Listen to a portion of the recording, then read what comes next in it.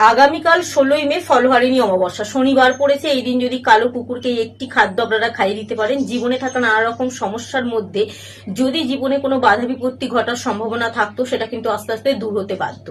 এই দিন যদি আপনারা, অর্থাৎ ফলহারিণী অমাবস্যার মতো শুভ দিনে যদি গোমাতাকে একটি জিনিস খাইয়ে দিয়ে আসতে পারেন, তাহলে কিন্তু সংসারের সুখ শান্তি বৃদ্ধির সাথে সাথে 33 কোটি দেবদেবীর আশীর্বাদ আপনি লাভ করতে পারবেন এবং সংসারের সুখ শান্তির সাথে সাথে অর্থের দিকের উন্নতি বৃদ্ধি পেতে বাধ্য। তবে নির্দিষ্ট নিয়ম মেনে সঠিক সময়ের মধ্যে করাটাই কিন্তু অত্যন্ত শুভ বলে মনে করা হয়। এই দিন যদি আপনার সংসারে এই 3টি প্রাণী এসে উপস্থিত হয়, আপনি বুঝে নেবেন কি কারণে এই 3টি প্রাণী আপনার বাড়িতে উপস্থিত হয়েছে, এবং হঠাৎ করে যদি এই একটি জিনিস আপনারা এই দিন দেখতে পান, অত্যন্ত শুভ বলে মনে করা হয়। চলুন প্রথমেই আমি আলোচনা করব এই দিন আপনি গোমাতাকে কি খাইয়ে দেবেন এবং কিভাবে খাওয়াবেন। সকালে ঘুম থেকে ওঠার পর কিন্তু স্নান সম্পন্ন করবে এবং যখন গোমাতাকে আপনি খাইয়ে দিতে যাবেন এই জিনিসটি, অবশ্যই কিন্তু খুব সকাল সকাল হলে খুব ভালো হয়। তবে খালি পায়ে যাবেন, জুতো ব্যবহার করবেন না এবং আপনি আপনার ডান হাতের তালুতে খাবারটি রেখে গোমাতাকে খাওয়াবেন এবং যখন গোমাতায় ওই খাদ্যটি খাবে তখন কিন্তু মনে মনে আপনারা 11 বার মনের যে কোনো একটি ইচ্ছাকে প্রকাশ করবেন গোমাতার সামনে। দেখবেন 33 কোটি দেবদেবীর আশীর্বাদে কিন্তু সেই ইচ্ছাটা আপনার খুব সহজেই পূরণ হয়ে যাবে ফলহারিণী অমাবস্যার মতো শুভ দিনে। এবং যখন গোমাতার খাওয়া সম্পন্ন হয়ে যাবে, অবশ্যই কিন্তু গোমাতার কপালে একটা চন্দনের টিকা দিতে ভুলবেন না। এতে কিন্তু আমাদের জীবনে যে কোনো কাজ সফল হয়, যে কোনো জীবনের বাধা দূর হতে সাহায্য করে। আপনারা সকালে ঘুম থেকে উঠে স্নান সম্পন্ন করে পরিষ্কার বস্ত্র পরে রুটি তৈরি করবেন। হতে পারে আপনি আপনার পরিবারের সকলের জন্য রুটি তৈরি করছেন বা শুধুমাত্র গোমাতার জন্য রুটি তৈরি করছেন।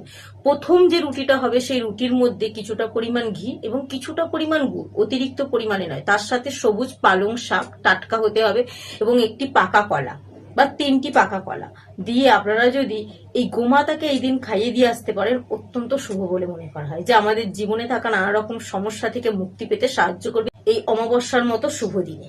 ফলহারিণী অমাবস্যার মতো শুভ দিনে বাড়িতে যদি হঠাৎ করে কাক এসে উপস্থিত হয়, তাহলে বুঝেই নেবেন পিতৃপুরুষদের আশীর্বাদ কিন্তু আপনার মাথার উপর বা আপনার সংসারের উপর আছে। এই দিন যদি কালো বিড়াল বাড়িতে এসে উপস্থিত হয়, তাহলেও বুঝে নেবেন মা কালীর আগমন কিন্তু আপনার সংসারে এসে উপস্থিত হয়েছে, অর্থাৎ সংসারের মধ্যে থাকা নেতিবাচক শক্তি কিন্তু দূর হতে বাধ্য। এই দিন কিন্তু সাপকে ভয়ঙ্কর বলে মনে হলেও, সাপ কিন্তু বাড়িতে দেখা ভয়ঙ্কর বলে মনে হলেও, শাস্ত্র মতে ফলহারিণী অমাবস্যার মতো শুভ দিনে বাড়িতে যদি সাপ বা সাপের খোলস আপনি দর্শন পান, তাহলে কিন্তু অত্যন্ত শুভ বলে মনে করা হয়, যা আপনার সৌভাগ্যকে অতিরিক্ত পরিমাণে বাড়াতে সাহায্য করবে। এই ইঙ্গিতই কিন্তু বহন করে নিয়ে আসে। এই দিন কিন্তু এই 3টি জিনিস দেখা অত্যন্ত শুভ বলে মনে করা হয়। এতে কিন্তু ভয়ের কোনো কারণ নেই, এতে কিন্তু জীবনে নানা রকম সমস্যার মধ্যে সুখবর আপনি পেতেই পারেন।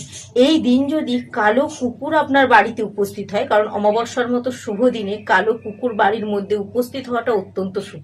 এই কালো কুকুর বাড়িতে উপস্থিত হলে আপনি কি খেতে দেবেন, এবং যদি আপনার বাড়িতে কালো কুকুর এসে উপস্থিত নাও হয়, যে কোনো মন্দিরের সামনে গিয়ে দেখবেন কালো কুকুর আপনি দেখতে পাবেন। এই দিন কালো কুকুরকে দেখা মাত্রই আপনারা এই কাজটি করতে ভুলবেন না। যেহেতু ফলহারিণী অমাবস্যা শনিবার পড়েছে, সেহেতু কিন্তু আপনারা কালো কুকুরকে নিজের হাতে একটা রুটি তৈরি করবেন, আটার রুটি, এবং আপনি দুদিকেই রুটির কিছুটা পরিমাণ সর্ষের তেল, একদম কিছুটা পরিমাণ সর্ষের তেল দেবেন।